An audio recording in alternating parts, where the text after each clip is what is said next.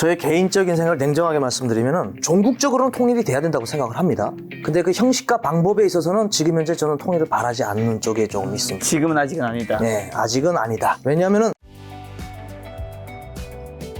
한국에서 제가 학부생들 특히 가르치다 보면은 북한 얘기 하다 보면 결국에는 통일 얘기로 귀결이 되거든요. 통일에 대해서 어떻게 생각하냐, 통일이 필요하냐라고 얘기했을 때 점점 관심 없는 비율이 늘어나요. 철원 씨도 북한에서는 물론 당연히 거기는 적화 통일을 주장하니까 통일을 생각했겠지만 한국에 와서 현실을 보고 내가 직접 생활을 해보니까 북한과의 통일이 필요하다, 아니다, 어느 쪽으로 생각이 바뀌셨어요? 저의 개인적인 생각을 냉정하게 말씀드리면은 어쨌든 종국적으로는 통일이 돼야 된다고 생각을 합니다. 근데 그 형식과 방법에 있어서는 지금 현재 저는 통일을 바라지 않는 쪽에 조금 있습니다. 지금은 아직은 아니다. 네, 아직은 아니다. 왜냐하면은 제가 가끔 이런 생각을 많이 해요. 야, 이 통일이 되면은 만약 남북이 어떻게 될까? 뭐 갑자기 통일이 될 일은 없겠죠, 거의나. 그건 모르는 일이죠. 뭐 갑자기 또 될 수도 있고 동독과 서독처럼. 그러면은 이게 남북 간의 이제 주민들, 이제 국민들의 교류, 막 이런 것이 저는 생각보다 트러블이 많을 것 같다는 생각이 들거든요. 그렇겠죠. 예. 왜냐면 우리나라에 와 있는 지금 현재 3만 5천 명이 되는 탈북민 분들도 한국 분들하고 십수되기 좀 어려요. 예. 몇 명 정도라고 생각하셨어요? 저는 그냥 뭐 10,000명 정도 미만? 그렇구나. 지금 저 러시아에 나가 있는 저 용병들보다 더 많이 들어와 있습니다. 예. 근데 그 3만 5천 명이 어쨌든 다는 아니지만 많은 분들이 휩쓸리기 좀 어려워요. 그리고 같은 탈북민들끼리도 이게 좀 다 다릅니다. 생각하는 것이. 그렇더라고요. 예. 엄청 개성들이 맞아요. 강하셔서. 개성들이 강해서. 네. 그래서 저는 물론 뭐 그다 뭐 위에서 다 생각이 있겠죠. 근데 저는 개인적으로는 이런 갑작스럽거나 이런 것은 아닌 것 같다. 한국에 대해서 그 사람들이 많이 안다고 해도 실제 몸을 부딪히면 다르거든요. 간단하게 뭐 저도 이제 뭐 일단은 뭐 한국에 대해서 좀 많이 안다라고 생각했는데 실제 와서 보니까 한국 분들 대상하기도 너무 어렵고 그래요? 솔직히 대화적인 어투나 말투도 다르고 문화적인 차이가 너무나도 이게 70년 동안, 70여 년 동안 갈라져 있다라니까 너무 다른 게 많잖아요. 그래서 이게 좀 극단적으로 말씀드리면은 다른 방법을 하나 물론 했겠지만 저의 개인적인 생각은 그래요. 제가 계속 이런 말을 하면은 안 되지만 강화도 분들이 좀 싫어하시는데 섬을 아예 개방을 해가지고 공동자치구역으로 하는 것을 저는 좀 추천을 드리거든요. 그런 연구들도 많이 있죠. 그러게요. 실제로. 예. 뭐 그런 뭐 계속 뭐 파주나 뭐 이런 쪽에 그건 육지가 돼가지고 저는 좀 반대를 하는 쪽입니다. 교회나 그런 쪽으로 연구를 하시는 분들이 있겠지만 저도 육지는 왜 반대예요? 육지로 하면 왔다 갔다 할 수 있기 때문에 그러면 또 거기에다가 또 군사분계선을 만들 수는 없잖아요. 지금 현재 가지고 있는 군사분계선은 그대로 유지를 하면서 어느 정도 이제 한마디로 말하면 하나로 합칠 예비 준비를 해야 된다는 거죠. 예, 그래야지 남북 간의 주민들이 합쳐가지고 트러블도 없고 그리고 갑자기 저는 되면 이제 남북 간에 저는 우리나라에서 이제 범죄 1위 국가가 될 것 같아가지고 솔직히 그래요? 예, 전 세계 범죄 국가 1위가 될 것 같아가지고 어떤 좀 범죄가 많아질까? 북한 사람들이 성격이 좀 급하잖아요. 솔직히. 네. 네, 급하고 다혈질이에요. 왜 그런 거예요? 그런 곳에서 살았기 때문에. 살아가는 생존 방식이 그랬기 때문에 사람들이 그렇게 변화가 생존 된 방식이 거예요. 척박하니까. 그렇죠. 예, 그게 변화가 된 거거든요. 근데 법도 역시 북한이 우리나라처럼 뭐 법도 흐물흐물하거든요. 북한은. 그래서 어느 뭐 때리면 우리처럼 뭐 돈을 막 내고 뭐 어디 뭐 가거나 뭐 이래야 되는데 그게 아니고 뭐 때렸어도 뭐 돈 좀 주면 되고 하기 때문에 그게 안 되기 때문에 일단은 준법 정신부터 가지게끔 만든 다음에 예, 그래야 된다고 저는 생각을 하거든요. 네.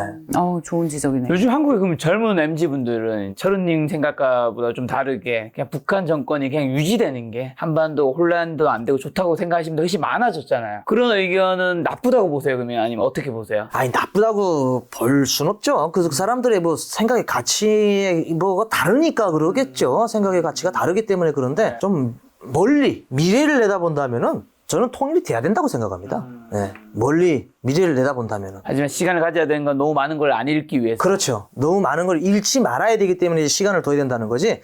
앞으로는 통일이 돼야 된다는 생각을 하는 사람입니다. 통일이 되면은 뭐 많은 박사분들도 그렇고 뭐 연구하시는 분들이 연구를 했겠죠. 연구를 해가지고 그분들이 결론은 통일이 돼야 된다는 게 그게 뭐 나빠서 그러겠어요? 그 연구하시는 분들이 뭐 다 그렇게 생각하시는 분들도 못해서 그러는 건 아니잖아요. 전국적으로 통일이 돼야 된다고 다 결론 내리고 있지 않습니까? 그러면 그 학사분들, 박사분들이 다 그 연구하는 것이 그러면 잘못된 연구가 아니잖아요. 다 연구가 돼야 되는 것이 옳고 좋기 때문에 그런 결론에 도달하지 않느냐. 그러면 저희도 믿고 그렇게 받아들여야 되지 않을까요? 갑자기 이렇게 연구자들을 띄워주고 그러세요. 아니 근데 그게 어쨌든 역사적으로 맞기 때문에 갑자기 궁금해진 게 이게 탈북민이 한 3만 명 정도 가까이 되는 건데 한국에 와서 적응 잘하고 잘 되신 분과 한국에 왔는데 좀 삶이 그렇지 않으신 분들의 차이점이 있나요? 기준은 없습니다. 예. 그리고 많은 탈북민분들이 이렇게 만나서 이야기하고 또 한국 분들도 만나면 한국 적응 잘했다라는데 적응의 기준도 없습니다. 사람 사는 데는 뭘 적응하고 말고입니까?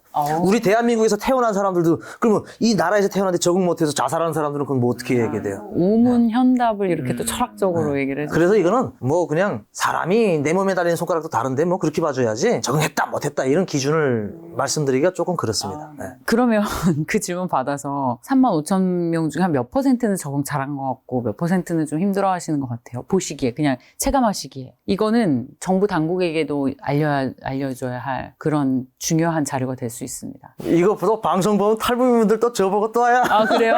왜냐면 제가 늘 아쉬운 게 제가 만나는 탈북민들은 그래도 한국 생활에 성공적으로 안착한 분들 위주로 보기 때문에 그 이면을 못 보고 있는 것 같아서 늘 아쉽거든요. 제가 아시는 탈북민 분들 기준으로 말씀드리면은 5대5입니다. 아 그래요? 네. 제가 국민대 대학원을 다니고 있는데 네네. 글로벌 평화통일대학원을 다니고 있는데 그 대학원에도 탈북민분들이 있어요. 대학원에서 같이 있는 대학원생들 중에서도 반반입니다. 대학원 공부를 하고 있지만은 적응의 기준이 되게 아까도 제가 말씀드렸지만 기준이 없다고 했잖아요. 내가 봤을 때는 조금 저도 적응해가고 있지만 우리 다 같이 적응해 가자라는 의미로 보시는 분들이 몇 명 계시거든요. 그래서 반반이에요. 저는. 그렇구나. 네, 저희가 기억하겠습니다. 네. 마침 대학원 얘기하셔서 말인데 국민대학교 글로벌 평화통일대학원에서 배우는 게 그러니까 뭐예요? 그러니까 북한에서 오셨으니까 북한을 다 아실 것 같은데 한국에 와서 또 북한을 배울 필요가 있어요? 그러니까 이게 북한에서 살한 체험을 가지고 이제 좀 뭐라고 하죠? 이제 지식적으로 학술적으로 그런 쌓기 위해서 대학원을 다니고 있는데 안보, 우리 대한민국 안보를 위해서 북한에서 살았던 경험은 있는데 그거를 제가 뭐 그냥 이렇게 이야기하는 것과 또 실제 가서 배우는 것과는 또 차이가 있거든요. 그래서 통일대학원을 글로벌 평화통일대학원을 다니면서 진짜 유명하신 교수님들께 수업을 받고 있는데 배울 거 많아요. 그래요? 네. 제가 알고 있었던 북한을 가지고 북한에서 알고 있던 체험한 지식을 여기다 좀 붙이니까 더욱더 조금 뭐라고 하죠? 좀 퀄리티가 높아진다. 네. 근데 그러면 이제 북한에서는 중국과 러시아는 어떻게 생각하나요? 중국은 상당히 싫어하죠. 중국은 싫어하나요? 북한 주민들은 중국을 싫어하죠. 좋아하는 분들도 있겠죠. 근데 기본적으로 제가 살던 지역에서는 중국을 상당히 싫어했습니다. 왜요? 그러니까 북한 주민들 생각이 단순해요. 일단은 중국 때문에 중국에서 이제 무역거래도 하고 있고 그리고 또 밀수도 하면서 살아가는데 중국을 싫어해요. 중국 때문에 통일 안 되는 걸로 알고 있어요. 북한 주민들이. 왜죠? 중국이 통일되는 걸 반대한다. 왜냐면 중국이 북한이 통일이 되면 중국보다 잘 살기 때문에 그러니까 2차원적인 생각을 하고 있는 거예요. 간단히 말씀드리면 그냥 간단합니다. 그냥 북한이 통일이 되면 중국이 싫어하는 거는 바로 남북이 합치면 군사도 세고 경제도 세지니까 싫어한다. 러시아는요? 네? 러시아는요? 러시아는 그렇게 관심이 없어요. 왜냐면 북한하고 관계가 김정은이 집권하면서 갑자기 그래서 그렇지 예전에 김정일 때도 울라디미르 푸틴이 왔을 때도 그냥 러시아 대통령이니까 왔댔겠지 그 정도거든요. 그렇게 주민들이 막 러시아에 대해서 막 그렇게 하진 않거든요. 근데 이것도 진짜 지역에 따라서 그렇겠죠. 체감하는 게 다른가 봐요. 네. 그 미희 씨 같은 경우에는 자기가 처음으로 배운 제2외국어가 러시아였고 처음으로 배운 노래가 푸틴 찬양하는 노래. 우리는 해외 대통령이라고 푸틴, 하면 김정일. 네, 우리가 해외 대통령이라면 1번으로 떠올리는 게 미국 대통령이잖아요. 근데 북한은 미국 대통령에 준하는 사람이 러시아 대통령. 그래서 푸틴에 대한 찬양. 근데 러시아어과를 전공하다 보니까 더 약간 러시아어 전공하세요? 아니 그분이 아니요. 그건 아니에요. 전공하는 건 아니에요. 저 배웠다면서요? 평양 출신의 그냥 그 분이에요. 러시아 공부했다는 거 아니에요? 고등학교 때 우리 제1외국어로 영어 배우잖아요. 그렇듯이 북한은 제1외국어로 러시아를 배운대요. 이게 제가 정확하게 말씀드리면 북한에 러시아어가 없습니다. 제2외국어가 러시아어를 2008년에 없앴어요. 러시아에 대한 이제 북한 주민들의 인식도 완전 멀어지게 된 거예요.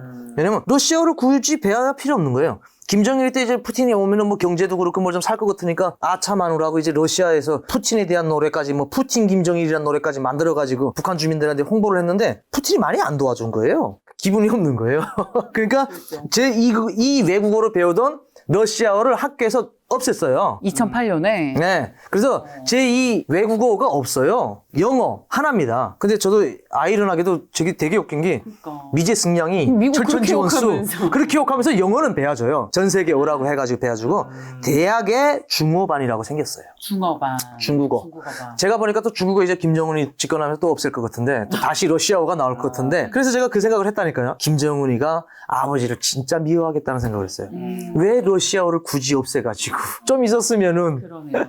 그러면 러시아와 북한의 혈맹 관계는 한국의 안보에 위협이 되는 부분은 당연히 좀 있을 수 있겠네요. 당연히 있겠죠. 예, 군사 동맹도 맺고 뭐 진짜 형 동생으로 되지 않았습니까? 그러니까요. 예, 그러니까 아무래도 그거는 우리 대한민국의 안보에도 위협이 되죠. 그러니까 아까도 얘기했지만 단순한 경제 협력을 넘어서 군사 협력을 하니까 그러니까요. 북한이 러시아한테 핵심 기술을 빼오면 뭐 그거는 정찰 위성에도 핵심 눈을 달고 이렇게 되면 우리가 그리고 한국에도 당연히 안보에 어떤 이슈가 생기면 러시아는 분명히 자동 이슈가 개입할 되죠. 수 있는 그게 생긴 거예요. 분명히 이슈가 되죠. 그런 건 뭐 저보다도 군사 전문가분들이 더 잘할 테고. 이번에 아무튼 러시아 전쟁에 북한군이 참전하면서 우리도 안보나 군사에 대한 위협이 증가했고 거기에 촉각을 곤두세워야 하는 시기가 된 맞아요. 거는 확실히 맞는 것 같아요. 자, 그러면 이제 한국에서 오시고 난 다음에 부자분들의 삶을 뭐 어쨌든 뭐 간접적으로 직접적으로 볼 일도 있고 할 텐데 한국의 부자들은 북한의 부자와 좀 뭐가 다르다고 그냥 그렇게 느끼셨는지랑 북한 부자는 어떻게 살고 어떻게 돈을 버나요? 북한 부자들도 다 그냥 외화벌이죠. 그리고 북한에서 나오는 수산자원. 그 금강산에서 금 캐는 사람들, 그리고 또 수산물이면 조개라든지 이런 것도 중국에다 팔아먹고. 그러니까 어쨌든 북한 내에서 부자는 없고요. 중국이라든지 러시아라든지 해외에 이제 수출을 하면서 잘 사는 사람들이 있는데 그 아무리 북한 땅에서 우물 안에 개구리 부자라고 해봐야 뭐 더 어디 북한 내에서는 만족하겠죠. 근데 뭐 해외 우리처럼 이렇게 해외 나가고 막 그러지 못하지 않습니까? 예. 그러니까 레벨 자체가 다르죠. 일단 북한에서 부자를 많이 본 적이 없을 거예요. 부자가 생긴 지 얼마 안 됐잖아. 많죠, 부자. 제가 94년도 고난의 행군 시기에도 부자들 많았어요. 네. 부자들의 생활은 차도 있기 때문에 부자들은 북한에서 우리가 자차가 없는 걸 알잖아요. 그 돈주가 부자잖아요. 네. 그 돈주들이 자차들도 다 있어요. 본인들 차들이. 간판도 노란 간판이었어요, 예전엔. 그러면 기본적으로 돈 많은 사람들이 이제 제일교포들 쪽에서 이제 돈 받아서 사는 사람들이 그 사람들이 이제 머리 좋은 사람들 장사를 해가지고 잘 사는 사람들도 많고. 그래서 부자들은 많아요. 좀 있어요. 근데 한국의 부자하고는 비교가 안 되죠. 네.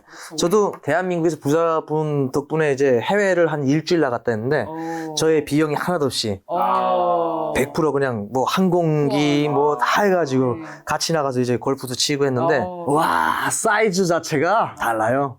5성급 호텔에 딱 여주고 저희 부부가 나갔었는데 한 일주일인데 한 억을 쓰더라고요. 억을. 어디로 가셨길래? 치앙마이에 갔댔는데 치앙마이 가는데 억을 어떻게 쓰죠? 치앙마이에 아니 선물도 뭐 일반 선물도 아니고 이 핸드폰도 그게 치앙마이에서 다 바꿔준 거예요.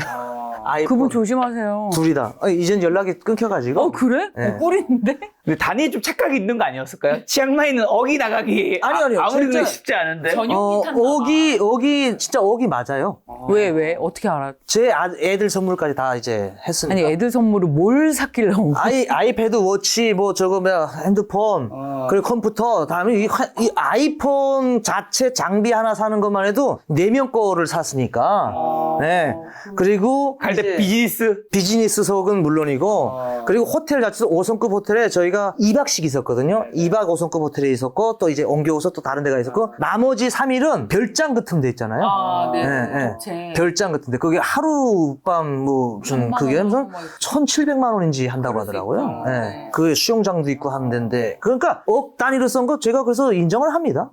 제가 뭐 선물해준 거 저도 깎았으면 좋겠는데 깎질 못하겠어요. 기분이 묘하시겠어요. 이게 한국 자본주의 맛이. 그러니까 이게 제가 무슨 생각이 드냐면 야 저는 그 생각을 했어요. 나도 이 사람 못지않게 살아야 되겠다. 이게 공짜로 이런 혜택을 받는데 너무나도 럭셔리한 거예요. 그래서 제대로 동기부 해드렸네요. 네, 그래서 나도 돈을 이 사람 못지않게 난 이 사람보다 더 벌어서 진짜 나도 럭셔리하게 한번 살아봐야 되겠다. 막 이런 생각이 들어요. 골프 치러 가는 거 골프장을 통째로 빌렸으니까요. 왜 그런 짓을 한 거지? 그냥 치지 뭘 그러니까 통째로 빌려. 과시를 한 건지 모르겠는데 어쨌든 과시하는 것도 능력이 되니까 과시하는 플렉스 거잖아요. 미쳤다. 네, 그래서 제가 그걸 보면서 그건 배웠죠. 아, 저 사람보다 더 잘 살아서 나도 이렇게 해야 되겠다라는 생각이 들었죠. 그게 동기부여가 됐죠. 한국에서 진짜 싫었던 거. 와, 이거는 정말 너무 괴로웠다. 이런 건 바뀌었으면 좋겠다, 한국이. 그랬던 경험이 있어요. 그건 제가 처음부터 이거는 싫었던 건데 언론이 싫었어요. 처음부터. 그래요? 네. 저는 제가 크게 상관은 없는데 그 기사도 보고 그 뉴스도 보고 하면은 좀 기자들이 너무 세긴 센데 우리나라에 사람을 하나 매장해 버리면은 밝혀지면은 그 해명을 안 하더라고요. 저는 그게 북한에서 제가 있었던 직업이 그런 것이어서 그런지 모르겠는데 이게 분명히 잘못된 걸 수사를 하고 이 사람을 처벌을 했어요. 근데 다시 해명이 되는데 이 사람이 아니에요. 이 사람은 밝혀주질 않아요. 왜냐면 이게 보위부의 망신이 되기 때문에. 근데 역시 우리나라도 그런 것이 있더라고요. 그렇죠. 뭐 정정기사 나가도 작게 정정기사도 나가거나 거의 잘 안 나가죠. 그 사람을 들이 깔 때 하고 똑같이 해줘야 되는 거 아닌가? 소소하게. 그러니까 알 듯 모를 듯. 근데 그거를 보면서 제가 북한에서 죄책감이 있어서 그런지 모르겠는데 그거에 대해서 조금 이게 북한에서도 이런 것이 있었는데 우리나라도 이런 게 있구나라는 생각이 좀 들어가지고 그거는 좀 고쳤으면 좋겠다. 죄책감 얘기해 주셔서 혹시 이제 보위부 출신이니까 거기서 했던 일들이 어쨌든 당연히 북한 정부에 시켰기 때문에 어쩔 수 없이 해야 되는 또 직업이니까인데 그때 했던 일들이 이제 같은 탈북민을 만날 때 미안한 감정에 그런 게 들 때가 있겠네요. 그렇죠. 이게 참. 맞아, 핵심을 잘 찌른다. 역시 김 아니, 작가님이시다. 아닙니다. 제가 뭐 어쨌든 또 사과를 안 하고는 너 산이 하는데 이미 전에 사과는 다 대한민국에 와서부터 다 사과를 했고요. 그에 대해서. 근데 탈북민 분들도 솔직히 제가 얘기를 해요. 이야기를 하면 그래요. 많이 만나고 하면은 보위부에 있었다고 그러면 싫어하는 분들도 있고 근데 싫어했다가도 종당에 다 좋다고 인정을 해요. 왜냐면 그 사회가 그렇게 됐기 때문에. 그렇죠. 제가 물어봐요. 그러면 없지. 본인은 이제 만약 북한에서 있었을 때 보위부에 들어오라고 하면 안 들어가겠냐? 그 왜 안 들어가냐? 본인들도 그렇게 생각을 하는 거예요. 네, 근데 그거는 뭐 제가 뭐 정당하다, 과거를 무슨 또 이렇게 정당화시키려고 그러는 건 아니고요. 시스템 자체가 그랬으니까 그런 겁니다. 죄송합니다. 자, 이철우님 이제 김 작가님이 처음 나와주셔서 오늘 이제 북한에 관한 여러 가지 궁금한 것도 많이 해결해 주셨는데 저희 시청자분들이 꼭 개인적으로 하시고 싶은 마지막 말이 있다면요? 뭐 탈북민 분들도 역시 우리 대한민국 국민이기 때문에 편견 없이 그냥 어떤 이야기를 하든 그냥 편견 없이 좀 들어주셨으면 좋겠어요. 들을 건 듣고 뭐 안 들을 건 걸려서 들으시면 되는데 탈북민이 뭘 알겠느냐라는 분들이 계시던데 사람은 다 똑같다고 하거든요. 그래서 사람 인자도 서로 기대서 살아야 됩니다. 북한 사람도 사람이고 한국 사람도 사람이고 저는 그렇게 편견 없이 좀 봐주셨으면 좋겠습니다. 네. 유튜브 채널 하고 계시잖아요. 네. 홍보 한번 하고 가시면. 고맙습니다. 이렇게 홍보의 시간까지 이렇게 주셔가지고. 제가, 유튜브 채널은 이철은 TV라고 운영을 하고 있는데요. 이철은 TV는 다른 탈북민 분들하고 좀 컨셉이 다른 거는 간단합니다. 그냥 탈북민 분들이 일하시는 모습을 이렇게 힘들게 사시는 분들이든 그리고 또 정직하게 본인이 일하면서 열심히 사는 모습을 카메라에 담아가지고 그냥 보여드리는 거예요.